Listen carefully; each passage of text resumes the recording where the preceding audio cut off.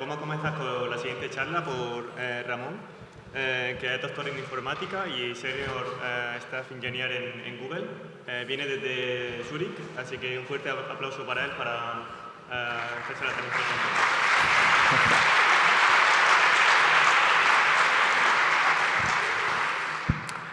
Bueno, gracias. Se oye bien. Yo, como me han presentado, soy Ramón. ¿Alguno de vosotros conocéis esta página? Sí, ¿no? Yo soy el TL, el Technical Lead, del equipo de SRI que soporta este servicio.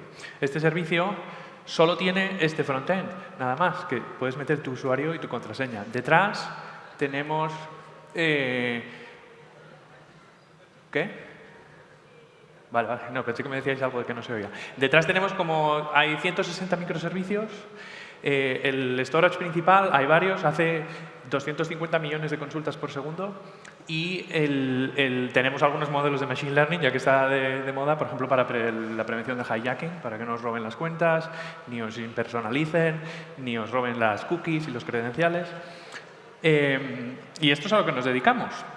El desarrollo que hacemos, creo que es conocido que en Google tenemos un monorepo que tiene más de 1000 millones de líneas de códigos, 30 millones de commits, y desde ahí se despliega todo a millones de máquinas que están distribuidas en decenas de centros de datos por el mundo. Python es una herramienta que es clave para la gestión de todo el DevOps que hacemos en estos servicios.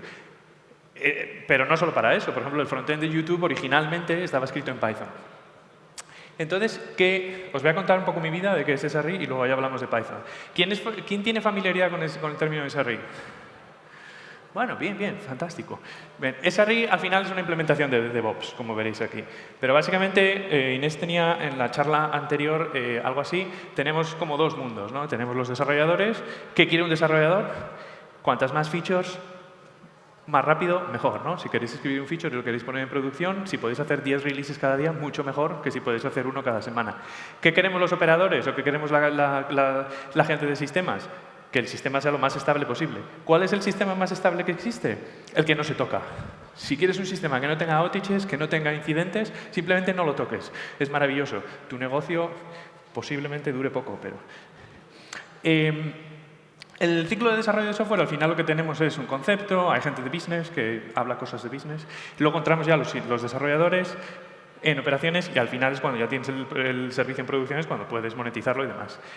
Agile vino a resolver un poco el gap que había entre la gente de business y developers, porque al principio la gente de business decía hay que desarrollar no sé qué herramienta, hay que desarrollar no sé qué producto, y la gente de desarrollo decía sí, en 2 años está. Entonces Agile permite romper un poco esa barrera. Y DevOps resuelve lo otro, es decir, el overlap entre las operaciones y el desarrollo, que esto supongo que seáis todos familiares con esto.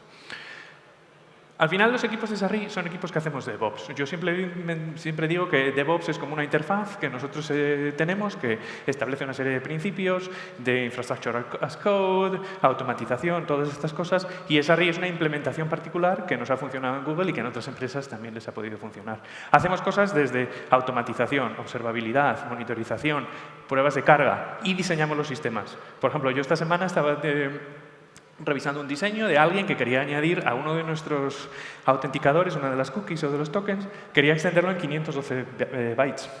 Y eso es, bueno, pues no es mucho, ¿no? El problema es que cuando tienes más de 90 o 100 millones de transacciones por segundo con esos identificadores, eso supone que puedes estar hablando de que tienes un incremento de uso de tu egress, de tu entrada de ancho de banda a tus sistemas, de como entre 10 y 18 gigabits por segundo, solo con ese cambio tan sencillo.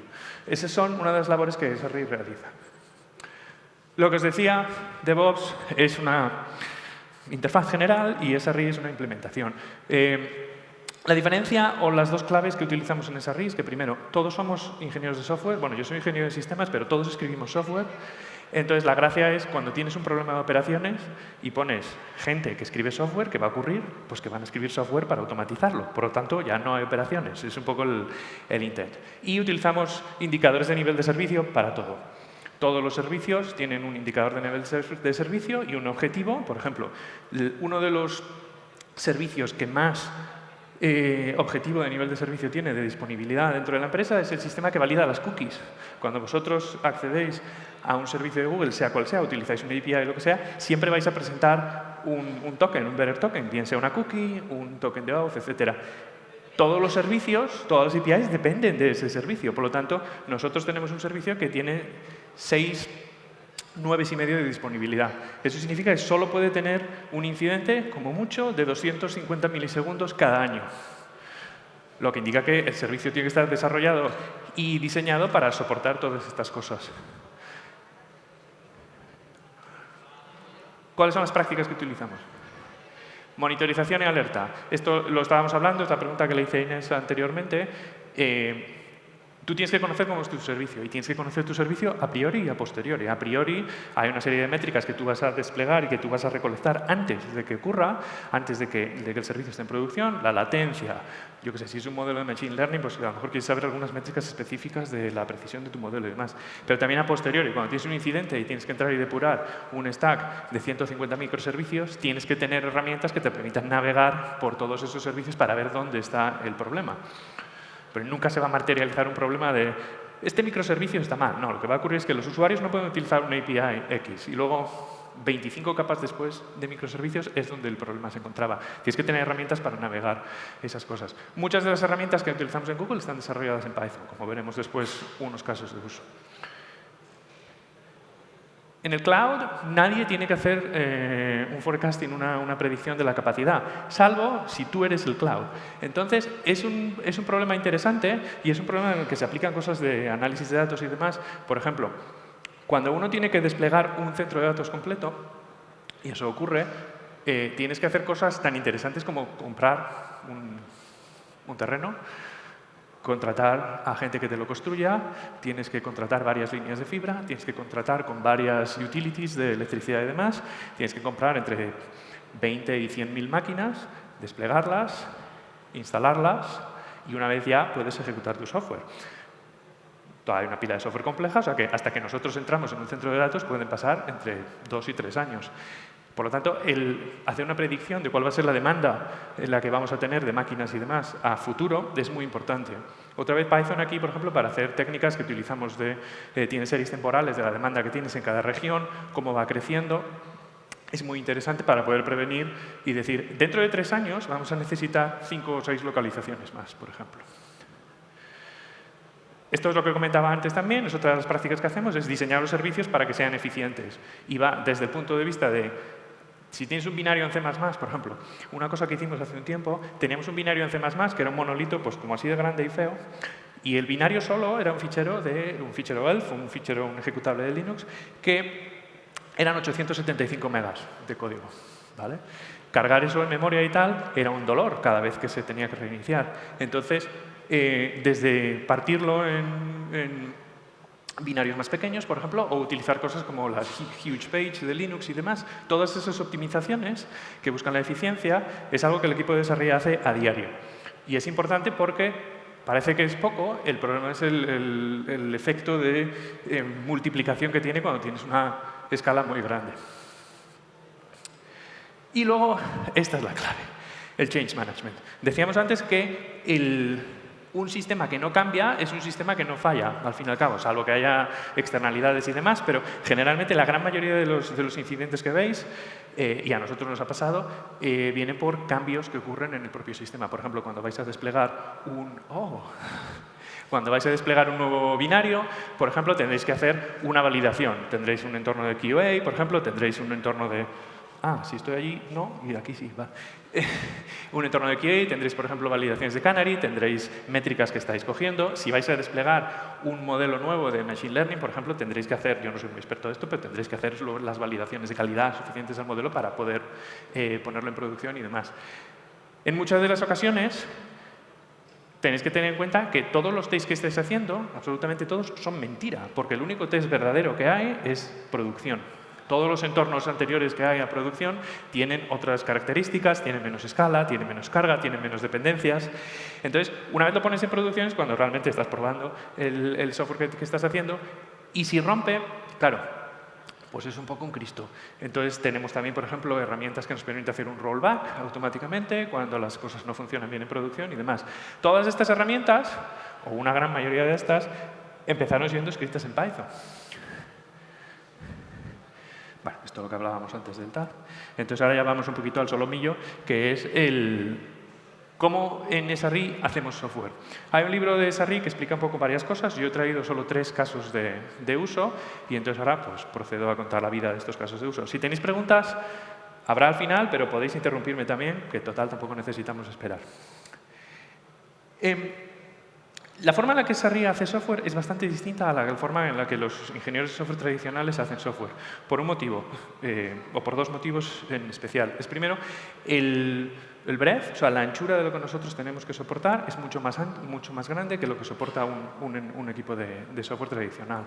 Dentro de Google, un equipo de software de entre 6 y 8 o 9 personas, por ejemplo, puede estar soportando una funcionalidad concreta que puede llegar a tener a lo mejor 6 microservicios y una base de datos de spanner. Bien, el equipo de SRI está soportando toda la funcionalidad para un producto concreto. Por ejemplo, nosotros en Identity soportamos todos estos microservicios, pero la gente de Gmail va a soportar toda la pila de Gmail, desde el frontend, todas las capas intermedias del Business Logic, y luego va a tener un número indeterminado, pero grande, de almacenamientos de distintas propiedades, desde un Key Value Store, por ejemplo, para las cuentas de usuario, los cachés, hasta una base de datos grande de Spanner donde están los mensajes, por ejemplo, de Gmail, de hecho. Entonces, esto te da una perspectiva diferente a cómo el software tiene que interactuar con unos componentes con los otros. Y además te da la perspectiva para saber cuál es el mejor orden de despliegue, por ejemplo, o cuál es el mejor lugar para desplegar servicios, como por ejemplo de Workspace o lo que sea. Y la otra diferencia es la profundidad. Nosotros hemos escrito parches para un depurador. Hemos encontrado un bug en el kernel, que eso es bastante guapo y difícil de depurar. Pero al final no es solo tu parcela de funcionalidad concreta de un API completo. En SRI nosotros estamos soportando productos completos. ¿Tiene la ventaja? Bueno, tiene la dificultad de que eso pues, es más complejo de entender, pero tiene la ventaja de que nosotros estamos realmente en contacto con el usuario, porque nosotros lo que hacemos es entender cuál es el producto y la funcionalidad que los usuarios necesitan. Entonces, sí que entendemos, por ejemplo, bien cuál es el objetivo de disponibilidad que tiene que tener un servicio. Cuando vas a hablar con un Product Manager y le dices, bueno, vamos a lanzar este servicio, dice, ¿cuánta disponibilidad deberíamos tener? Y el Product Manager te va a decir, bueno, pues esto es importantísimo, tiene que tener 7, 9 y medio. Tú dices, bueno, bien, ya empezamos.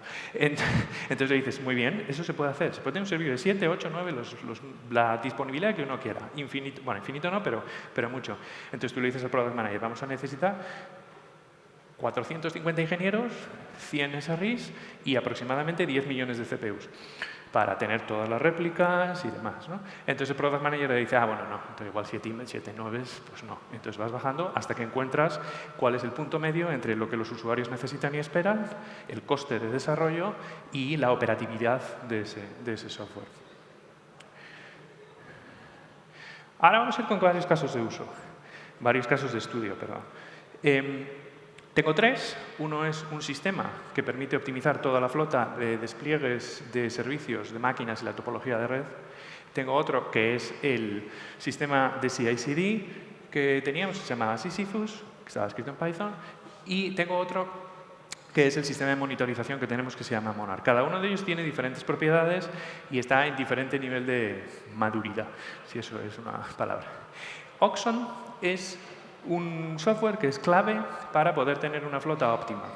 Lo que hace es lo siguiente, simplemente resuelve o optimiza un problema con restricciones, al fin y al cabo, ¿vale? Entonces, ¿cuáles son las restricciones? Primero, va a tener una copia o va a tener una visión de cuál es el estado de la flota de computadores que tienes. Es decir, va a tener, por ejemplo, unos sistemas de configuración y una serie de snapshots y demás que le dicen cuántas máquinas están disponibles, cuál es la fiabilidad de cada máquina, cuál es el ancho de banda de red dentro de los clusters, en el backbone, cuál es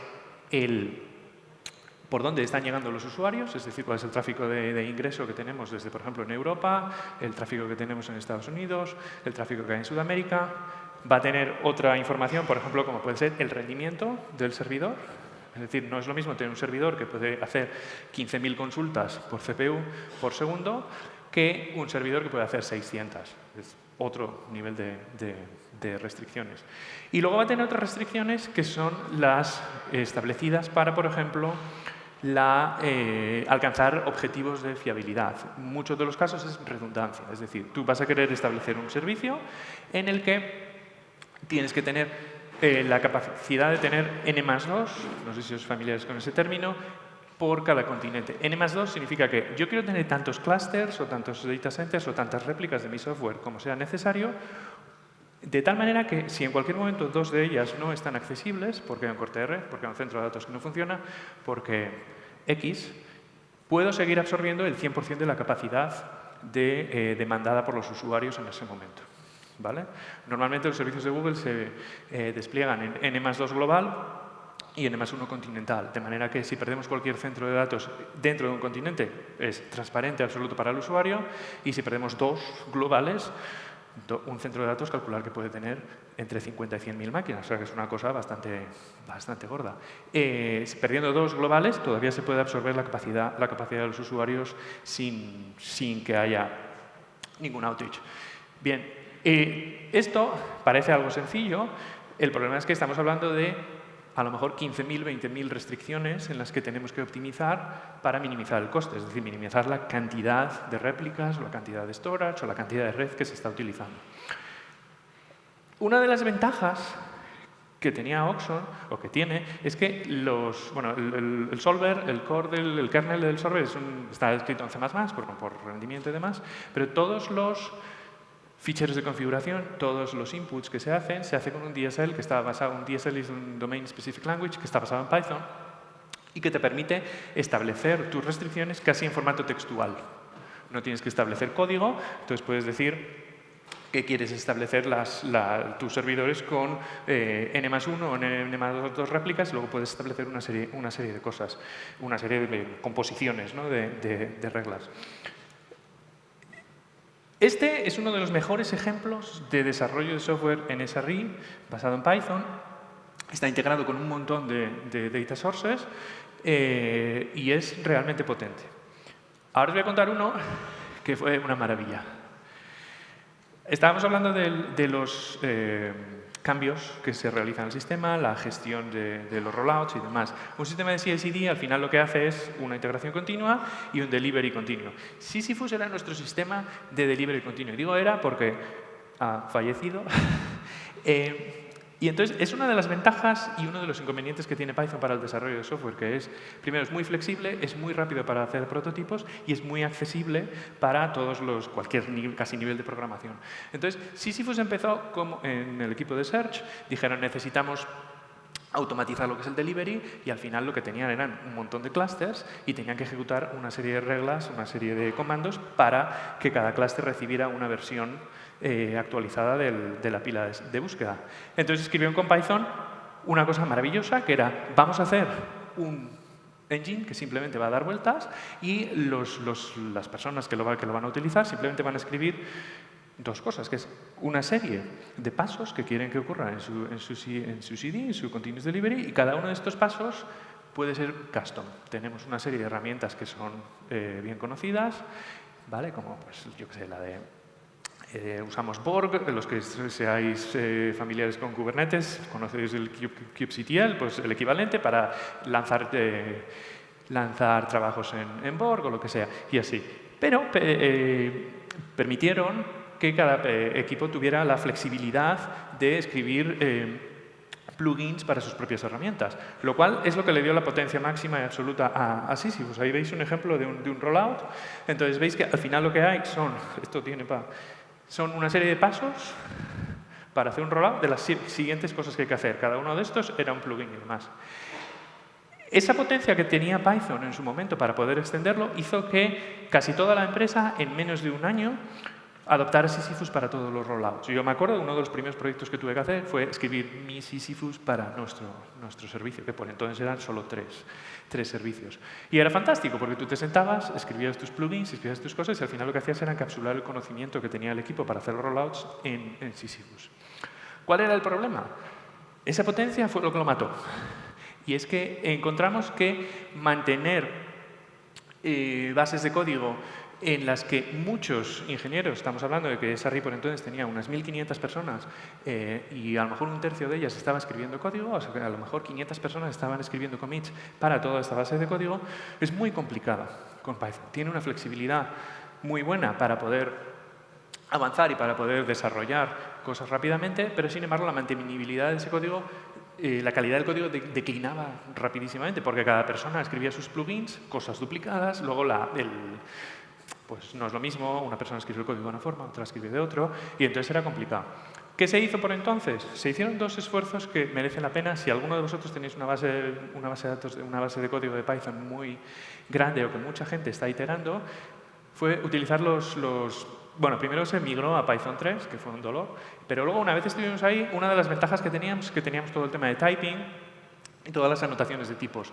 Eso ayudó muchísimo, porque cuando conseguimos hacer todas las anotaciones de tipos se puede hacer un análisis sintáctico estático sobre el código que se va a ejecutar. Entonces podrías predecir si, bueno, puede haber fallos, si alguna de las, por ejemplo, una de las cosas que fallaba cada vez que teníamos que hacer un release de Sisyphus era algo tan sencillo como no ejecutar test de unidad, no hacer nada, simplemente interpretar el código.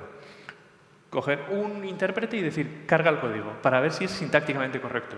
Eso era, todos los días estaba roto, ¿vale? Entonces, bueno, sí, había test de unidad, lo que sea, pero bueno, el problema que las releases que nosotros hacíamos de Sisyphus pues, se alargaban y era un dolor. Simplemente con poder hacer, por ejemplo, un análisis estático del código, bueno, eso fue el día y la noche en relación a Sisyphus. El otro problema que tenía Sisyphus, y eso fue lo que ya no se pudo o se decidió reescribir, la herramienta que tenemos ahora tiene otro modelo de datos y demás, está escrita en Go, fue la concurrencia. La concurrencia se convirtió en un problema después, a lo largo del tiempo, cuando, por ejemplo, había cada vez más clústeres, había cada vez más binarios, el movimiento a microservicios lo hacía complicado, porque entonces, en lugar de hacer un release de tu binario, tendrías que hacer un release de un mesh de a lo mejor 50, 60 binarios en una cantidad de clústeres determinada. Entonces, eso lo convertía en bastante complicado. No porque fuera un sistema de high throughput, pero porque siempre estaba pues o bien estaba atascado o bien el hacer los releases era complicado. Entonces, en este caso, una de las decisiones que se tomó, yo creo que correctamente, fue reescribirlo, un sistema además con un modelo de datos diferente en Go.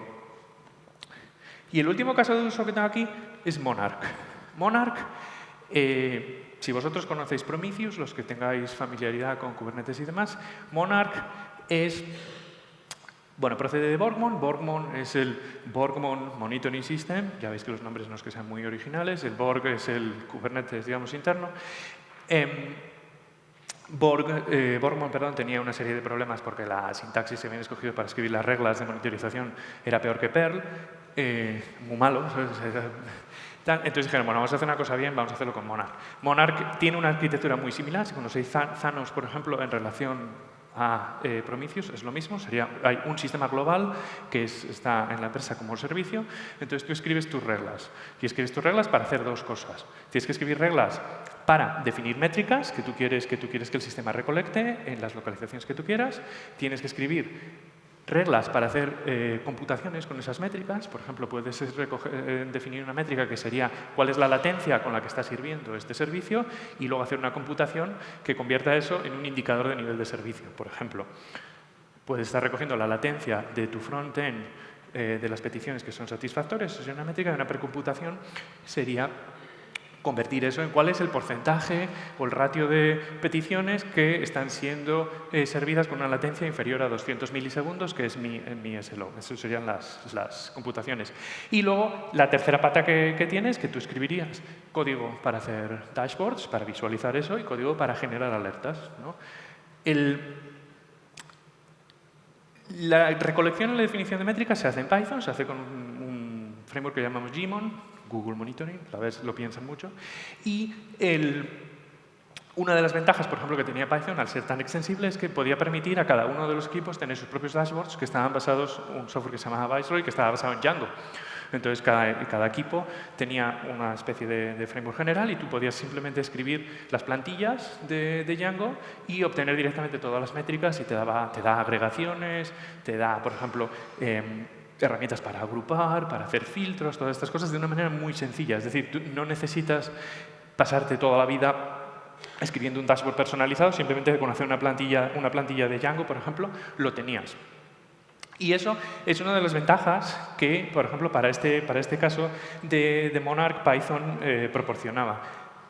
En este caso, para este software, ya desde el principio establecieron una guía de estilo y establecieron una serie de restricciones a lo que se podía hacer y lo que no se podía hacer con Python. De manera que, con los años, el código, la calidad de la base de código y demás, no degradaba como degradó, por ejemplo, con el caso de Sisyphus. Es decir, si desde el principio estableces reglas para la forma de los tipos, desde el principio piensas un poco cómo tiene que ser el API que tú ofreces a los usuarios, en este caso los equipos que iban a desarrollar, a recolectar métricas o a desarrollar dashboards, con el tiempo la calidad del código, la mantenibilidad y demás sí que se puede mantener de forma alta.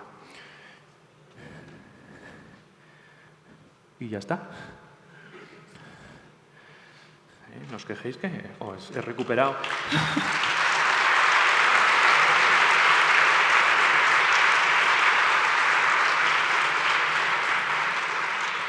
Antes de las preguntas, os recomiendo este libro. Hay otro más que va a salir ahora para Machine Learning. El primero es como la teoría, luego el segundo es como vamos a llevarlo a la práctica. Luego hay una cosa de seguridad, que es otra de la cara de la moneda de los servicios fiables. Si un servicio no es seguro, te da igual que esté disponible todo el tiempo. Hay uno que va a salir ahora, dentro de poco, que es de Machine Learning. Entonces sería cómo poner en producción y cómo utilizar técnicas de desarrollo y demás para tener servicios de Machine Learning de alta escala, modelos y todas estas cosas. Muchas gracias, Ramón. Súper interesante y con mucho detalle, así que está muy guay. Tenemos 5 minutillos para preguntas, así que podéis empezar. Creo que tenemos una. Me voy a mover un poco para acá, que es que me está dando el foco en la cabeza.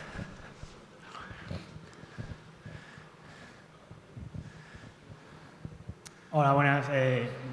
La charla me ha encantado, ha estado muy bien, así que muchas gracias. Mi pregunta es sobre, has hablado de los 3 ejemplos, la degradación del código, ¿no? De la base de código. ¿Cómo medíais esa degradación? ¿Con alguna librería de Python, de Code Complexity o algo así?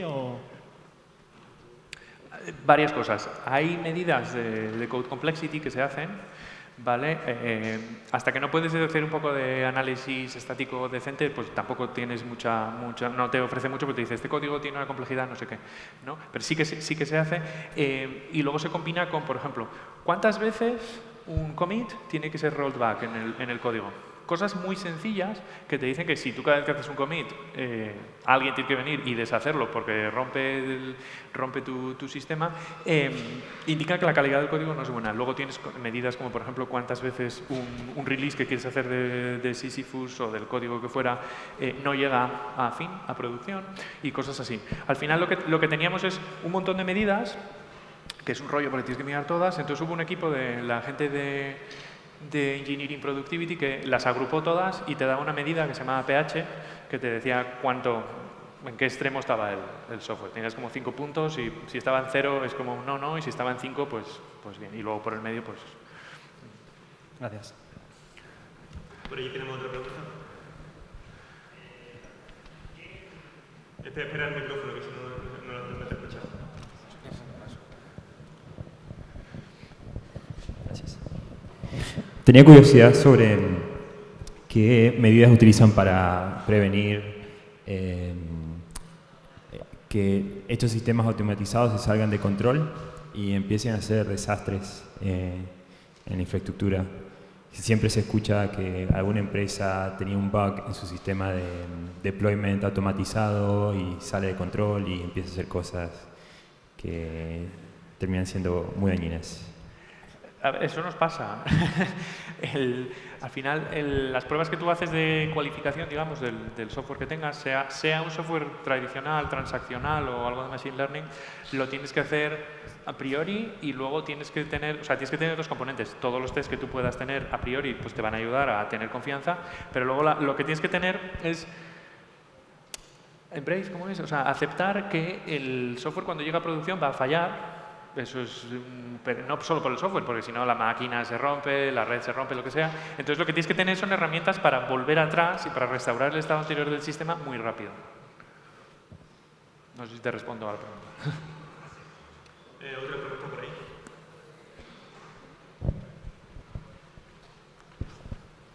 Buenas. Estaba imaginando que con Oxon la facilidad que os daba de escribir vuestros plugins para vuestros componentes, el problema no era solo la calidad del código, sino imagino que también la reutilización de componentes. No sé si de todos estos plugins o como lo llamaréis, ¿qué ventajas o qué beneficios o qué habéis trabajado en ese sentido? La ventaja era que la adopción era súper fácil. O sea, tú querías hacerte un sistema de CD rápidamente y lo tenías todo. Tenías todos los ingredientes y no tenías que... Es como un modelo muy open source en este caso. No tienes que pedir permiso a nadie. Tú cogías tus librerías, tus cosas básicas, especificabas tu rollout, que además no tenías que cambiar el procedimiento. Podías reflejar todo tal cual estaba, aunque no tuviera sentido, lo hacía. Y luego si te faltaban plugins, tú los podías desarrollar. Efectivamente, estoy contigo, no es solo el framework, no solo es la calidad del código, sino que había muchos equipos que no hablaban entre otros desarrollando la misma historia, ¿no? Entonces, luego, claro, uno de los plugins, a lo mejor, para hacer kubectl o lo que fuera, tenía tracción, se mantenía y tal, y luego había 6 equipos que utilizaban la otra versión y era un dolor. Y luego, además, una vez, sí que tenía una desventaja, es que una vez lo adoptabas y una vez tenías tus rollouts ahí y demás, era complejo. Por ejemplo, cuando el equipo que mantenía el framework quería hacer algún cambio, quería migrar de Python 2 a 3, ¿no? Tenías que ir un equipo después de otro, pues diciéndoles cómo se hacía y que hicieran lo que les correspondía en su lado y demás. Entonces, al final, la gobernanza y todas estas cosas de lo que es el proyecto era un Cristo. Sí, no es solo el framework, pero bueno, al final eso se proyecta, ¿no? al resto de... Pues ya no tenemos más tiempo. Muchas gracias, Ramón, de nuevo. Si queréis preguntarle algo... Gracias.